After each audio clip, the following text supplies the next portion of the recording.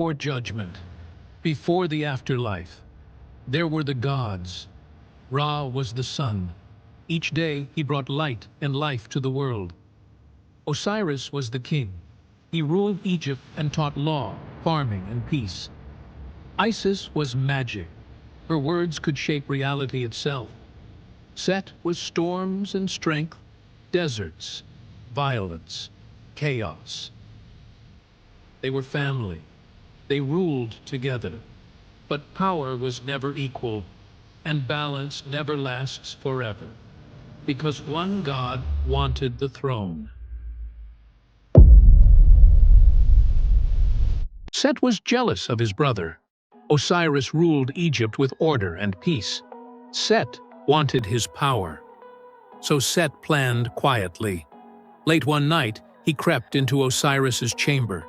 While Osiris slept beside Isis, Set measured his body, length, width, and height. The next day, he ordered a chest made of fine wood, painted brightly, lined with gold. Then Set threw a grand feast, music, wine, laughter. At the end of the night, Set revealed the chest. He announced a game. Whoever fits perfectly inside may keep it. One by one, the guests tried. None fit. Finally, Osiris stepped forward. He lay inside.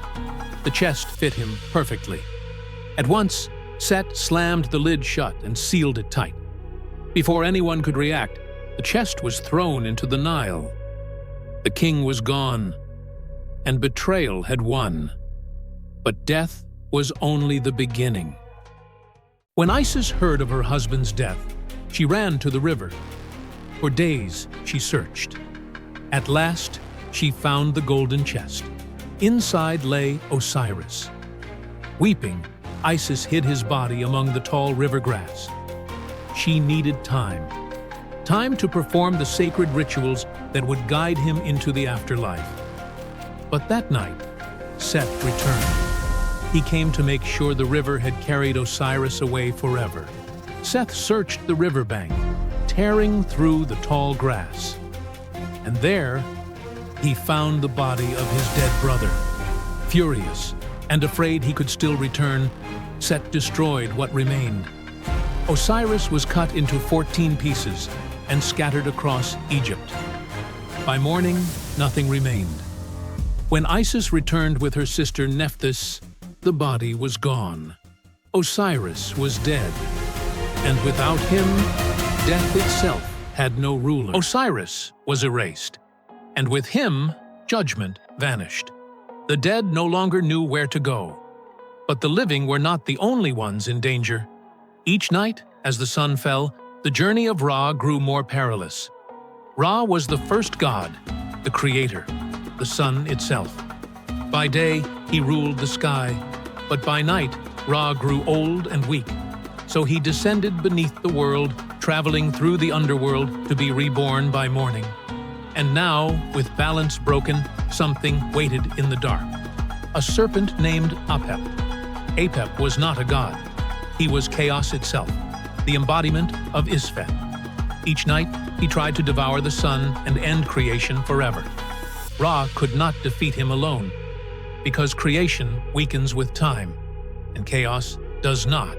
So Ra made a choice. He called upon the only god strong enough to stand guard while the sun was vulnerable. Seth. Set was not chosen by accident. Before he was a traitor, before he was a murderer, Set was a guardian, god of storms, god of deserts, god of necessary violence. Where Ra brought order, Set held back chaos.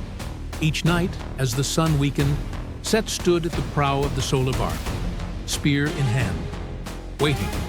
When Apep rose from the dark waters, it was Set who struck first. Not for love, not for mercy, but because, if the sun died, everything ended. Set did not protect creation. He protected the fight itself. And for a time, it was enough.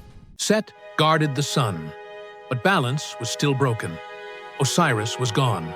The dead had no judge, no voice, no peace, and Isis refused to accept that. She searched all of Egypt, river, desert, temple, and tomb. 14 pieces. One by one, she found them. Through grief, through magic, through will. Isis restored Osiris, not to rule the living, but to rule what comes after. Osiris opened his eyes, and the underworld had a king again.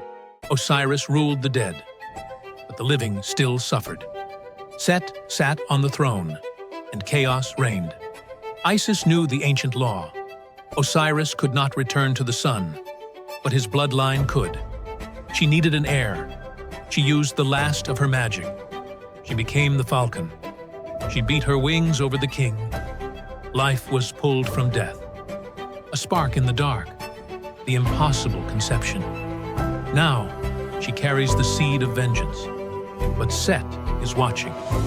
Isis must vanish into the swamps to hide the future king. Isis hid in the reeds. There she gave birth to a son, Horus. She raised him in the shadows, preparing him for destiny. But Set has spies everywhere. He could not find the boy, so he sent death to find him. A scorpion, silent, deadly. It crept into the cradle and struck. The poison was too strong, even for Isis. Her son lay dying. She screamed to the heavens, stopping the sun god in his path. Ra heard her. He sent holy fire from the sky. The poison burned away. Horus opened his eyes. Not just a boy, but a warrior. Set failed. And now, the challenger is alive. The boy in the marshes is gone. Horus has come of age, his heart forged in the fire of exile. He no longer hides. He seeks the throne that was stolen in blood. For 80 years, Set has ruled with an iron fist and a heart of chaos. But the prince has returned. Horus stands before the council of the gods. I am the son of Osiris. His voice thunders through the halls of Heliopolis. Set laughs. To him, Horus is but a child playing at being a king.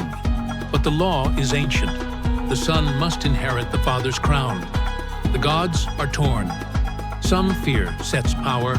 Others crave the return of Ma'at. Even Ra remains silent, testing the strength of the young falcon. The challenge is issued.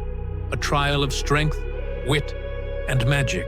The throne of Egypt will be decided by the blood of the gods. The words ended. The war began. The desert turned to glass beneath their feet. Sky clashed against earth. Set, the god of chaos, unleashed his true form. A storm of red sand and fury.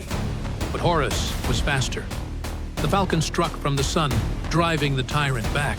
For 3 days and 3 nights, the Nile boiled with their rage. But Set does not fight with honor. He fights to win. In a moment of distraction, the Lord of Chaos lunged. His claws found their mark. With a scream, shattered the sky.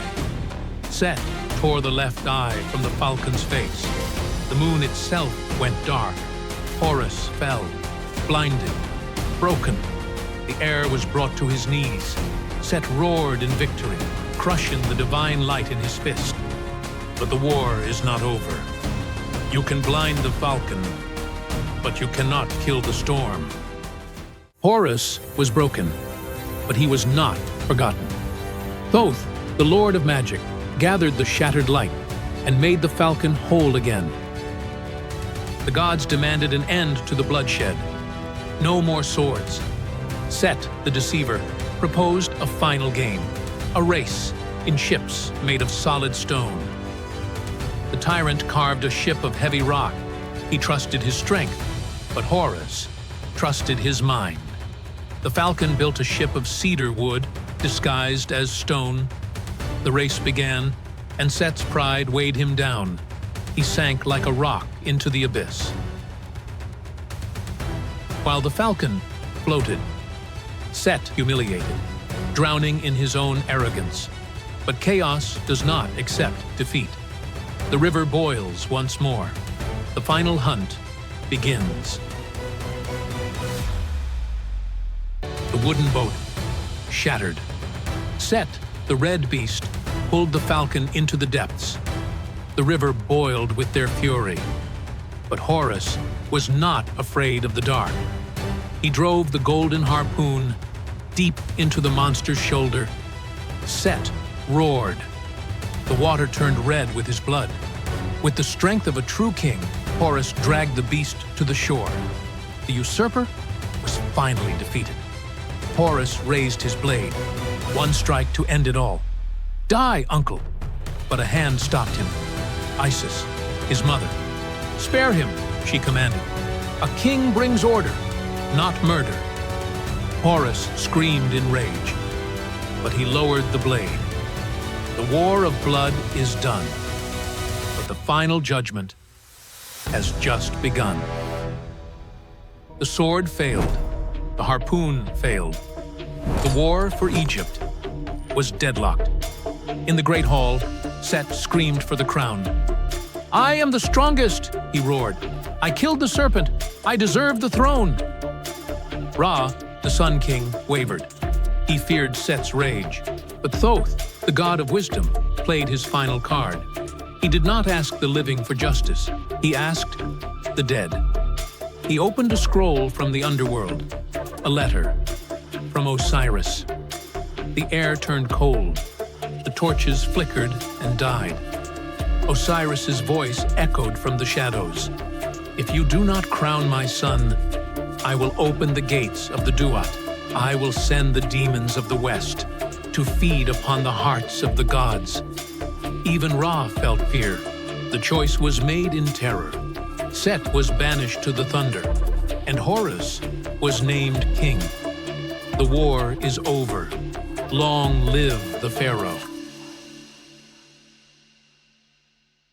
The first Pharaoh of Egypt was not a man. He was a god. After 80 years of war, the double crown was finally placed upon the falcon's head. Red for the desert, white for the river. Horus was no longer just a warrior. He was the king. He declared that his lost eye would forever be a symbol of sacrifice and healing. But what happened to Set? He was not destroyed. He was sent to the stars to guard the sun from the shadows of the deep. The war is over, but the legacy is real. For 3,000 years, every human pharaoh sat upon the throne of Horus. The falcon does not die, he just waits. And that is the brutal truth.